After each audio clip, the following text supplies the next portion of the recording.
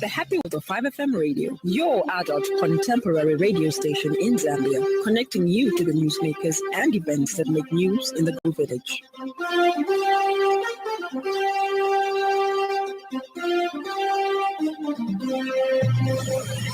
Good evening. This is the 5FM Radio Main News. The headlines. Government working at improving aviation safety through intensified quality manpower training. The Tonse Alliance says President Hakainde Hichilema's recent national address failed to unite the country. And Guinea-Bissau president arrested as gunfire heard, sources tell BBC. This bulletin is live on our YouTube channel, 5FM Radio Zambia, and live on our Facebook page, 5FM Radio Zambia. With the details, my name is Lance Sannie Banda. Government is working at improving aviation safety through intensified quality manpower training. Ministry of Transport and Logistics Permanent Secretary Frederick Mwalusaka says aviation security remains pivotal for safe air transport operations. Officially launching the aviation security training programs at the Zambia Air Services Training Institute in Lusaka this morning, Mr. Mwalusaka said security is necessary to make aviation safe for everyone. He said government has prioritized airport security in its quest to boost the aviation industry. X-ray screener simulator was officially commissioned by Mr. Frederick Mwalusaka. Wow. This milestone is not only a proud moment for ZASTI, but for the entire aviation sector and the nation at large. It demonstrates our commitment as government to building domestic capacity and ensuring compliance with international aviation security standards in line with ICAO Annex number 17 and the National Civil Aviation Security Programs. Aviation security remains pivotal to safe air transport operations. As global security threats become increasingly dynamic, the need for a well-trained, professional, and responsive aviation security workforce cannot be overstated. And Civil Aviation Authority Director General Derek Luembe noted that students enrolling at the Zambia Air Services Training Institute need to be profiled as part of security measures. Captain Luembe said aviation security is what makes skies safe, hence the introduction of such programs.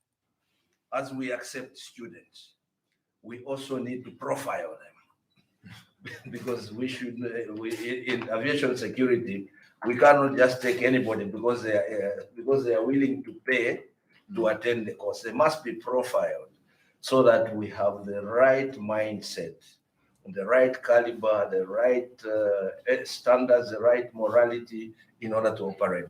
Meanwhile, Common Market Foresting in Southern Africa team leader in charge of support to Air Transport Sector Development Program, Branko Kuchowski, acknowledged the importance of security screening in government institutions, learning from past experiences. Because here through your institution, this is added value. You know what was happening already. Permanent Secretary mentioned 9/11 and other things, and each hotels have this security issue, that kind of things. You never know when will be coming. But anyhow, government institution, a lot of specific institutions still keeping this security and screening. This is only institution where it can be certified and really also provide additional services and training for not only aviation but also wider, but I will say regionally. And Zambia Air Services Training Institute ZASTI Principal William Ngoma described aviation security as a shared responsibility. Mr. Ngoma said through the approved programs, ZASTI is positioning itself as a strategic partner in enhancing Zambia's aviation security capacities. Today, we gather here to officially appreciate and recognize the milestones of ZASTI being approved by the Zambia Civil Aviation Authority to conduct aviation security training programs. This approval signifies not only the growth of ZASTI as a National Center of Aviation Training Excellence, but also trust that our regulatory authority and stakeholders have placed in our capacity. Permanent Secretary for Technical Services in the Ministry of Local Government and Rural Development, Nicholas Piri, has reaffirmed Zambia's support for the draft work program and budget of UN Habitat for 2026 during the Executive Board sessions held in Nairobi. Speaking during deliberations on the draft work program and budget, Mr. Piri commended the UN Habitat Executive Director and the Advisory Committee for presenting a clear and coherent program aligned with the strategic plan and the development priorities of member states, particularly developing countries and Zambia in particular. He said Zambia appreciates UN Habitat's continued work, especially efforts aimed at reducing spatial inequalities, strengthening climate resilience, and improving urban crisis response. He noted that as nations grapple with rapid urbanization, climate shocks, and limited public finance, UN Habitat's role remains essential. Mr. Perry highlighted two key areas that Zambia believes require urgent attention: strengthening country level presence and improved resource mobilization and balanced funding.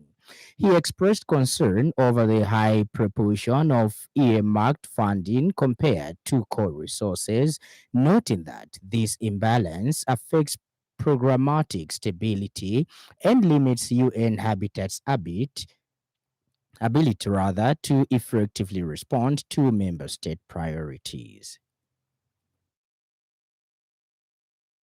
We therefore, in endorsing what Mozambique said on behalf of the African group, state our support and approval for what has been presented. We also acknowledge UN Habitat's efforts to strengthen delivery across the 4 sub-programs, particularly in the areas of reducing spatial inequalities, strengthening climate resilience, improving urban crisis response. As countries continue to navigate the combined pressures of rapid urbanization, climate shocks, and constrained public financing, the role of the UN Habitat remains significant. Chairperson, while supporting the draft work program and the budget for 2026, the Patriotic Front and the Tonse Alliance say President Hakainde Hichilema's recent national address failed to unite the country or speak to the pressing economic hardships facing Zambians. At a press briefing, PF aspiring presidential candidate Brian Mundubile said citizens were expecting clear measures to end the ongoing load shedding crisis, and some areas receiving only 3 hours of power a day. He added that farmers are still waiting to be paid for their produce, while many youths continue to struggle with unemployment. Mr. Mundubile argued that instead of offering solutions, the president spent much of his speech blaming others and defending his government. He further accused the head of state of using a tone that could embolden political cadres who have recently been issuing threats. When the president entered the nation, the people from various constituencies across the country expressed their expectations through their members of parliament. Remember that the president had not addressed the country for a year and a half. So people were very expectant because a number of things had happened. There were a number of things that transpired in the nation that citizens generally felt needed the president's attention. Therefore, the Zambians, the citizens from across the country, had some legitimate expectations on what the president was going to talk about. I know that Zambians wanted to hear the president talk about ending load shedding, something that has really troubled many Zambians and brought down businesses. We continue to enjoy only 3 hours of power a day in most parts of the country. Deputy Inspector General of Police in charge of operations, Fred Hamamba, has begun a nationwide familiarization tour, beginning with visiting key police divisions based in Lusaka province.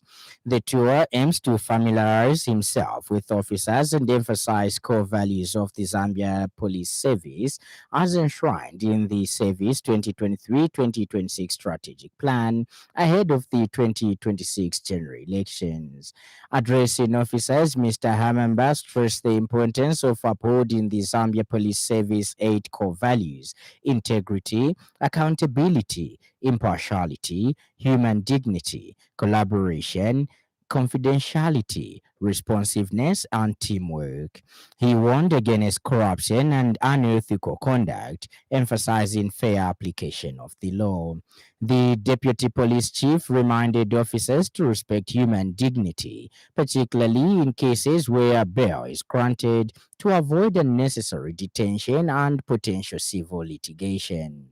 He encouraged enhanced community engagement through modern policing approaches like community policing and directed officers to safeguard confidential information.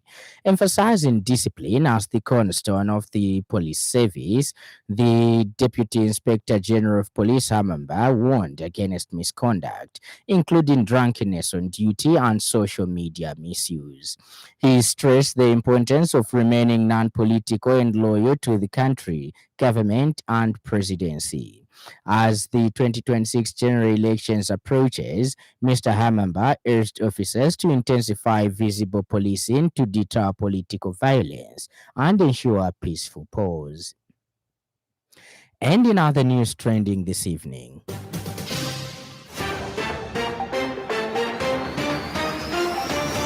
governance and development advocate Sambia Godaza commends President Hakainde Hichilema for his unwavering commitment to maintaining peace and stability in Zambia, despite challenging circumstances and provocations. And the Department of Immigration says a recent incident of illegal border entry reflects long-standing challenges along Zambia's vast and porous frontiers. Up next, the business news. 5FM Radio Business News. We mean business. Keep you current in commerce, trade, and industry, local and global. It's our business to keep you informed about business.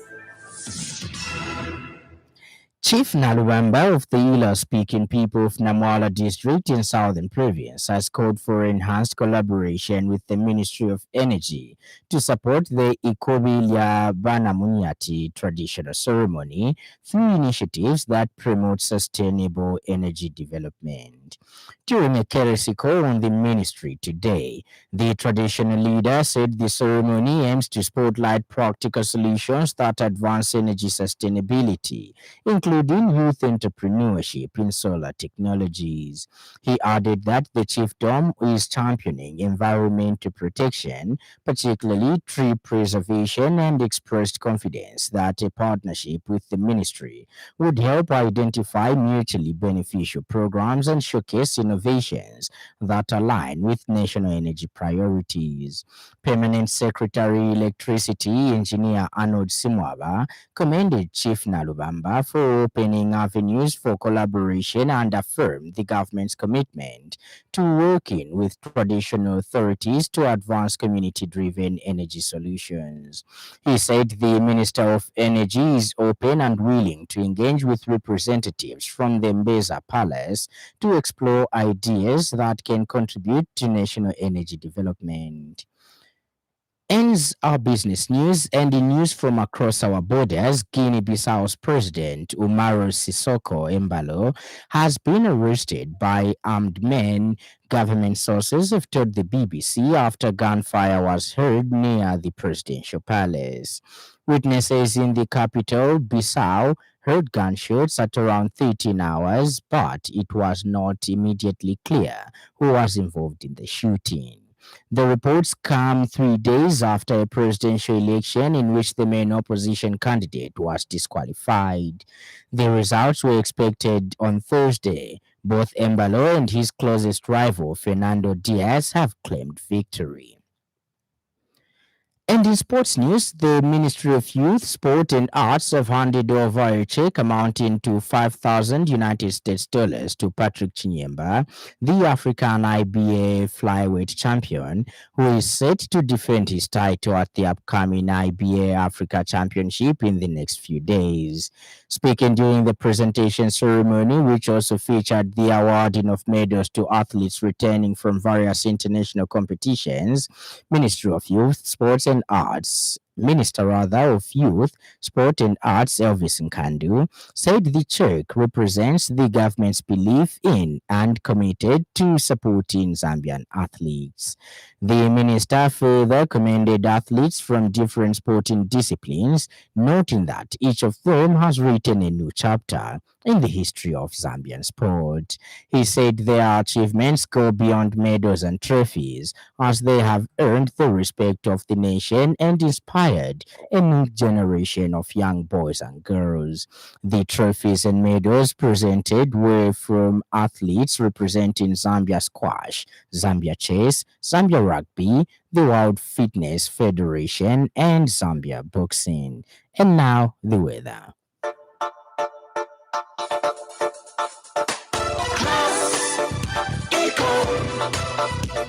Class Econ Roofing Africa. Class Econ Roofing, plot 17100 off Katanga Road, 150 meters from Mumbwa Road, Chinika Industrial Area, Lusaka. Class Econ Roofing. Class plus economy. Class Econ. Class Econ Roofing Africa. Class Econ. A warm and relatively moist airflow from the east is influencing the weather over most parts of Zambia, leading to partly cloudy and warm to hot weather. However, the western half of the country is experiencing an unstable airflow from northwest in the mid-levels of the atmosphere, leading to mainly cloudy conditions with rain and thunderstorms. Ends our weather report, and that item brings us to the end of the news. But before we go, a recap of the stories that made